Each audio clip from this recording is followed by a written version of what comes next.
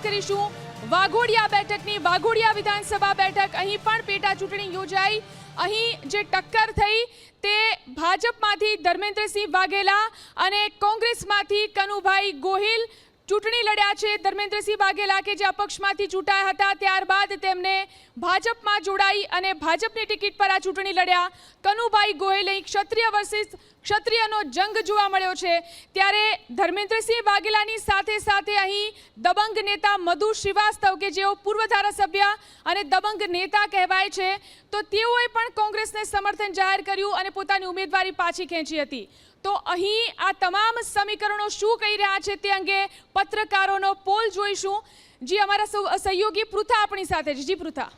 જી ઝીલન, તો ધર્મેન્દ્રસિંહ વાઘેલા કે જેઓ હાલ અત્યારે તેઓના રાજીનામા બાદ આ પેટા ચૂંટણી યોજાઈ, ત્યારે ધર્મેન્દ્રસિંહ વાઘેલાના જીતની કેટલી આશા ભાજપના નેતા પાસેથી જાણીશું। ધર્મેન્દ્રસિંહની જીતની કેટલી આશા?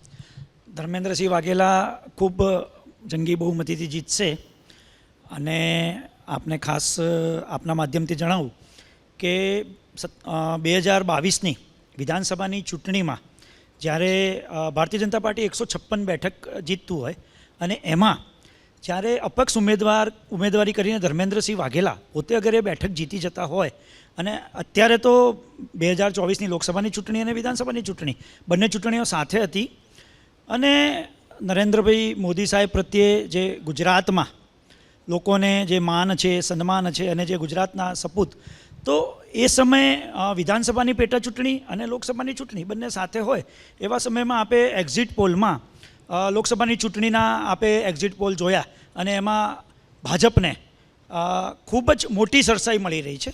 તો આવા સંજોગોમાં આપણે મતદાતાઓની વોટિંગ પેટર્નને આપણે નોંધીએ અને જોઈએ તો જેવી રીતે લોકસભામાં જે મતદાન થયું છે તેવી જ રીતે વિધાનસભામાં પણ પેટા ચૂંટણીમાં મતદાન થયું છે અને ધર્મેન્દ્રસિંહ વાઘેલા ખૂબ જંગી બહુમતીથી જીતશે। ધર્મેન્દ્રસિંહ વાઘેલા ખૂબ જંગી લીડથી જીતશે। કોંગ્રેસને પણ પૂછીશું, કોંગ્રેસ પાસેથી જવાબ લઈશું, કારણ કે મધુ શ્રીવાસ્તવે કોંગ્રેસને ટેકો જાહેર કર્યો છે। અમે સંપૂર્ણપણે આશ્વસ્ત છીએ કે જે પ્રકારે ભૂતકાળમાં પણ કોંગ્રેસે સ્થાનિક પ્રશ્નોને વાચા આપી હતી, એટલા જ માટે એ વખતે પણ કોંગ્રેસને સમર્થન મળ્યું, જન સમર્થન, જન આશીર્વાદ મળ્યા હતા અને કોંગ્રેસ જીતી હતી। આ વખતે પણ પક્ષ પલટું કરીને જ્યારે ગયા છે ત્યારે કોંગ્રેસ પક્ષે જે લોકોના કામ કર્યા છે, લોકોની વચ્ચે ગયા છે અને જે ન્યાય 5 ન્યાયની વાત રાહુલજી અને કોંગ્રેસ પાર્ટી લઈને આવી છે, ત્યારે સંપૂર્ણપણે આ સીટ અમે ફરી જીતી રહ્યા છીએ। તો જે રીતે દબંગ નેતા, દબંગ સીટ કહેવામાં આવે છે, હાલ અત્યારે કયું સમીકરણ ત્યાં કામ કરશે તે પણ વિશ્લેષક પાસેથી જાણીશું।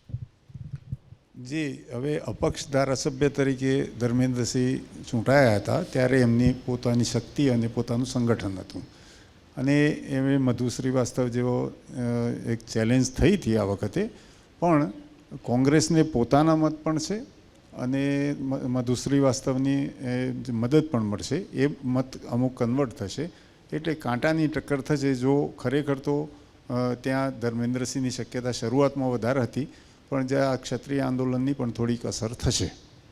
તો જે અપક્ષ ધારાસભ્ય છે, અપક્ષ ધારાસભ્ય રાજીનામું આપ્યા બાદ હવે તેઓ ભાજપમાંથી લડી રહ્યા છે, શું છે ત્યાંની સ્થિતિ જાણીશું તે।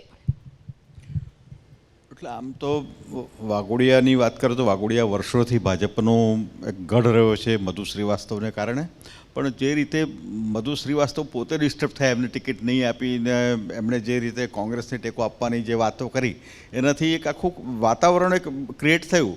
પણ ધર્મેન્દ્રસિંહની પોતાની પણ એક તાકાત છે, અપક્ષ તરીકે પણ એ જીતતા હતા અને ભાજપનું બળ મળ્યું, એટલે એક મોટો ફરક પડે।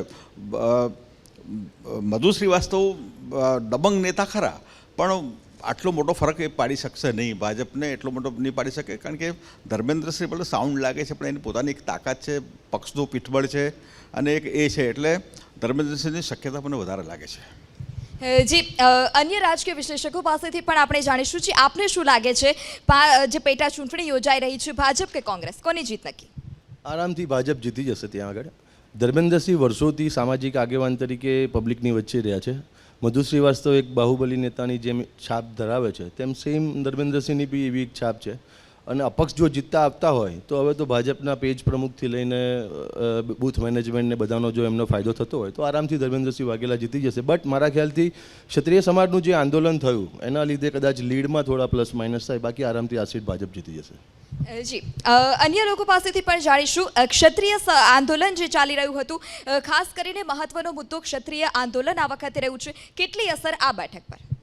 મારા મતે વાઘોડિયા બેઠક ઉપર એટલી અસર જોવા નહીં મળે ક્ષત્રિય આંદોલનની, કારણ કે એક તરફ ધર્મેન્દ્રસિંહ વાઘેલાનું જે એક લડાયક વ્યક્તિત્વ છે અને તેની અસર અપક્ષ તરીકે જે રીતે કીધું કે અપક્ષ તરીકે પણ તે જીતતા હતા અને ભાજપનું એક બળ મળ્યું છે, એટલે કે તેના કારણે તે વધુ મોટા માર્જિનથી કદાચ જીતે તેવી શક્યતાઓ પણ ગણી શકાય, પરંતુ ક્ષત્રિય આંદોલનની એટલી અસર આ બેઠક ઉપર નહીં થાય મારા મતે. જે અન્ય લોકો પાસેથી પણ જાણીશું. વાત હાલ અત્યારે વાઘોડિયા બેઠકની ચાલી રહી છે કે જ્યાં પેટા ચૂંટણી યોજાય, ત્યારે આ વાઘોડિયા બેઠક પર કાંટાની ટક્કર જોવા મળશે કે એકતરફી મતદાન? હું માનું છું કે અહીંયા વાઘોડિયા બેઠક ઉપર એકતરફી હું જોઉં છું કે ભાજપ ત્યાં બહુ સરળતાથી જીતી જશે. ભાજપનું ત્યાં વર્ષોથી એક સંગઠન છે, મધુશ્રી સાહેબ ભલે દબંગ નેતા હતા પણ એ સંગઠનમાં હતા, એ માત્ર ચૂંટણી લડતા હતા, સંગઠન આખું ભાજપ પાસે હતું, એને કારણે જ મધુશ્રી હાર્યા પણ હતા. એને કારણે જે અપક્ષ જે સારી રીતથી જીતેલા ને એ ભાજપમાં આવ્યા છે, એટલે પોતાની તાકાત અને ભાજપના સંગઠનનો લાભ મળશે. મધુ શ્રીવાસ્તવે કોંગ્રેસને ટેકો આપ્યો. મારું એવું માનવું છે કે મધુ શ્રીવાસ્તવ એ પોલિટિકલ લાયબિલિટીઝ છે, એ કોંગ્રેસને ફાયદો ન કરે, નુકસાન કરી શકે છે. જી હાલ અત્યારે અન્ય રાજકીય વિશ્લેષકો પણ છે, તેમની પાસેથી પણ જાણવાનો પ્રયાસ કરીશું. આપને શું લાગી રહ્યું છે, આ બેઠક પર ભાજપ કે કોંગ્રેસ?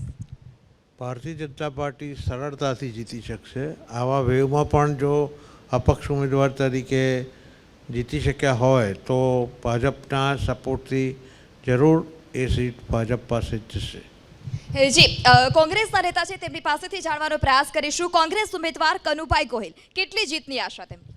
100% કનુભાઈ જીતશે, કારણ કે ક્ષત્રિય સમાજનું એક બહુ મોટું સંખ્યા છે અને ક્ષત્રિય સમાજ તમે જોઈ શકો છો જે 562 રજવાડા જેને કુરબાન કરી દીધા હતા, તેમને એમ પેલા કર્યા હતા, એ ક્ષત્રિય સમાજ આખરે બહુ નારાજ છે. ક્ષત્રિય સમાજનો ટેકો પૂરો કોંગ્રેસ સાથે છે, તથા મધુ શ્રીવાસ્તવ એમને પણ કોંગ્રેસને ટેકો જાહેર કર્યો છે. તે 67,000થી વધારે જીત્યા હતા જય સ્ટમ્પમાં. આલફેર બે પ્રકારનો માર એમને પડશે, કાં એક બાજુ મધુ શ્રીવાસ્તવ, એક બાજુ ક્ષત્રિય સમાજ, એટલે 100% 25,000થી વધારે લીડથી કોંગ્રેસ જીતી રહી છે. આપને શું લાગે છે આ પેટા ચૂંટણી પર ભાજપ જીતશે કે કોંગ્રેસ? જો વાઘોડિયા બેઠક પર ધર્મેન્દ્રસિંહ વાઘેલા છે, એમની પોતાની વ્યક્તિગત તાકાત ઘણી છે, સમાજમાં પણ એમની બહુ સારી પકડ છે. ગયા વખતે એમને 77,000 મત મળેલા. કોંગ્રેસને તમે મત જો તો 3જા નંબરે હતું, એટલે કોઈ સંજોગોની અંદર ત્યાં એટલી મોટી ફાઇટ એને મળવાની નથી. ક્ષત્રિય આંદોલનની અસર એટલા માટે નહીં થાય કે ધર્મેન્દ્રસિંહ વાઘેલા પોતે ત્યાંના લોકલ ક્ષત્રિય આગેવાન છે, સમાજ સાથે જોડાયેલા વર્ષોથી છે, અનેક સામાજિક પ્રસંગોની અંદર કે સમાજના કામો માટે હંમેશા અગ્રેસર આગળ થઈને ઊભા રહ્યા છે. અને ત્યાં આગળ સૌથી મોટું ભલે મધુ શ્રીવાસ્તવ કોંગ્રેસને ટેકો આપે, પરંતુ મધુ શ્રીવાસ્તવની પોતાની હવે એટલી બધી તાકાત ત્યાં રહી નથી. ધર્મેન્દ્રસિંહની વ્યક્તિગત તાકાત ઉપર અને જે લીડથી ત્યાં જીતા હતા, આ વખતે ભાજપની તાકાત જે મળી છે, એટલે ત્યાં આગળ ફાઇટ ભલે રહી પણ ત્યાં આગળ ધર્મેન્દ્રસિંહ વાઘેલા આરામથી જીતી જશે અને લીડમાં પણ કદાચ ગયા વખત મળી હતી એની કરતાં લીડ વધી શકે છે.